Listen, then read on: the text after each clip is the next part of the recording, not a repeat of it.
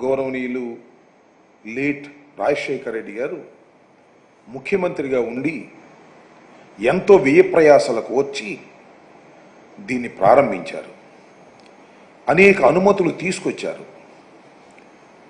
దాన్ని పూర్తి చేసి రాష్ట్ర ప్రజానీకానికి అంకితం చేయాలనేటువంటి ఒక సదుద్దేశంతో ఆయన చేసినటువంటి కృషి ఎనలేనిదని నేను భావిస్తున్నాను.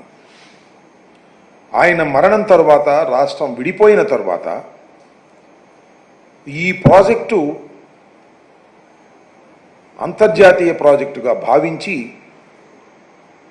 కేంద్ర ప్రభుత్వమే దీన్ని పూర్తి చేయాలని విభజన చట్టంలో పెట్టి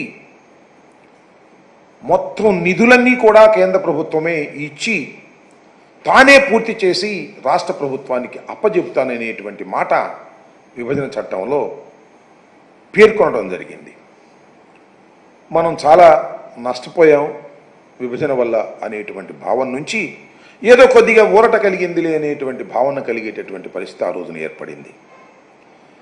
అలాంటి ప్రాజెక్ట్ అనేక రకాలైనటువంటి మార్పులు చెందుతూ వచ్చింది.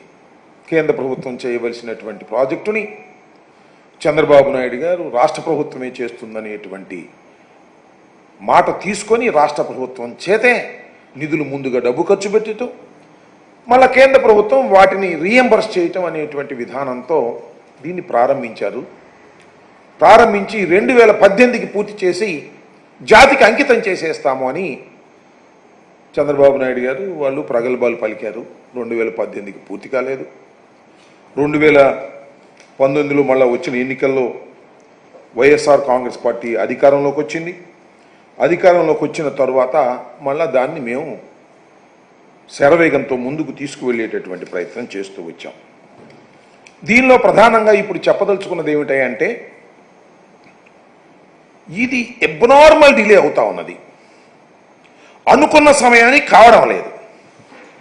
మా టైంలో కూడా మేము పూర్తి చేస్తాము అని అనుకున్నాం, కాలేదు.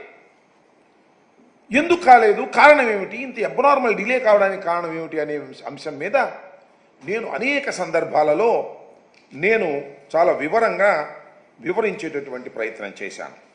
దానిలో ప్రధానమైనది ఏంటంటే డయాఫ్రమ్ వాల్. డయాఫ్రమ్ వాల్ అనేది చంద్రబాబు నాయుడు గారి కాలంలో డయాఫ్రమ్ వాల్ కొట్టుకుపోయింది. ఆ డయాఫ్రమ్ వాల్ కొట్టుకుపోవడం వలన మొత్తం టోటల్ ప్రాజెక్ట్ డిలే అయిపోయింది అనేటువంటి విషయాన్ని పలుమార్లు చెప్పేటటువంటి ప్రయత్నం చేశాం. చంద్రబాబు నాయుడు గారు ఆయన తాబేదారులు ఏం చెప్పుకుంటూ వచ్చారంటే డయాఫ్రమ్ వాల్ కొట్టుకుపోవడానికి కారణం జగన్మోహన్ రెడ్డి గారు. జగన్మోహన్ రెడ్డి గారి ప్రభుత్వం అధికారంలోకి వచ్చిన తర్వాత 2019లో అధికారంలోకి వచ్చిన తర్వాత మేలో ప్రమాణ స్వీకారం చేసిన తర్వాత ఆయన తగిన జాగ్రత్తలు తీసుకోకపోవడం వలన, కాఫర్ డ్యాముల గ్యాపులు పూర్తి చేయకపోవడం వలన డయాఫ్రమ్ వాల్ కొట్టుకుపోయింది అనేటువంటి వాదనని తీసుకొచ్చి తన పత్రికల్లో రాంచి గోబెల్ ప్రచారం చేసి విధ్వంసానికి కారణం జగన్మోహన్ రెడ్డి గారు అనేటువంటి మాటను పదే పదే వల్లవేసి జనాన్ని నప్పించేటటువంటి ప్రయత్నం చేశారు. నేను చాలా స్పష్టంగా పలుమార్లు చెప్పాను, శాసనసభలో చెప్పాను. చంద్రబాబు నాయుడు గారు అవగాహన రాహిత్యం వలన, తొందరపాటు తనం వలన, వ్యూహాత్మక తప్పిదం వలన డయాఫ్రమ్ వాల్ కొట్టుకుపోవటమే కాకుండా ప్రాజెక్టు చాలా డిలే అయిపోయింది, ఖర్చు కూడా పెరిగిపోయింది అనేటువంటి విషయాలను చాలా స్పష్టంగా చెప్పేటటువంటి ప్రయత్నం చేశాం. ఈ రెండు వాదనలు జరుగుతూ ఉన్నాయి. వాళ్ళ వాదన వాళ్ళు వినిపిస్తున్నారు, మా వాదన మేము వినిపిస్తున్నాం. దీనికి ఎవరు కారణం అనేది కాస్త లోతుగా ఆలోచించే కామన్ సెన్స్ ఉన్నటువంటి వ్యక్తులకి చాలా క్లియర్గా అర్థమైపోయినా బుకాయించేటటువంటి ప్రయత్నం చేస్తూ వచ్చారు. ఇవాళ నేను ప్రత్యేకంగా చెప్పదలుచుకున్నటువంటి అంశం ఏమిటంటే ఈ పోలవరం ఇరిగేషన్ ప్రాజెక్టు మీద ఈ డిలే అవడం మీద, లేదు ఈ డయాఫ్రమ్ వాల్ దెబ్బతినిపోయిన తర్వాత ఆ డయాఫ్రమ్ వాల్ ఎంత మేరకు దెబ్బతిన్నది, దాన్ని ఏ విధంగా దాన్ని సరిచేయాలి అనే దాని మీద చర్చోపచర్చలు జరిగాయి. సిడబ్ల్యూసి, రాష్ట్ర ప్రభుత్వం, పీపీఏ అన్నీ కూడా మాట్లాడుకొని అసలు డయాఫ్రమ్ వాల్ ఏ మేరకు దెబ్బతిన్నది అనేటువంటి ఉద్దేశంతో ఎన్హెచ్పిసి వాళ్ళ చేత మన భారతదేశంలో కాస్త ఎక్స్పర్ట్స్గా ఉన్నటువంటి NHPC national hydro power corporation వాళ్ళ చేత మా టైంలోనే దాన్ని ఎగ్జామిన్ చేసి అది 485 మీటర్ల మేర దెబ్బతినిపోయింది అనేటువంటి ఒక కంక్లూషన్కి రావడం జరిగింది. ఈ దెబ్బతినిపోయినటువంటి ఈ డయాఫ్రమ్ వాల్ని రిపేర్ చేయాలా లేక ప్యారలల్గా మరొక డయాఫ్రమ్ వాల్ వెయ్యాలా అనే దాని మీద సరే మేమైతే యాజ్ ఎ లేమెన్గా లేదా కాస్త తెలిసిన వాళ్ళలాగా better to form a new diaphragm wall parallel అని మేము అనుకున్నాం.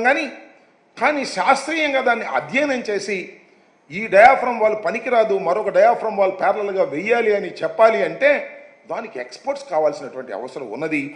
దాని మీద మేము ఆ రోజుల్లో జగన్మోహన్ రెడ్డి గారు సిడబ్ల్యూసీతో మాట్లాడారు, అప్పుడు కేంద్ర మంత్రితో మాట్లాడారు.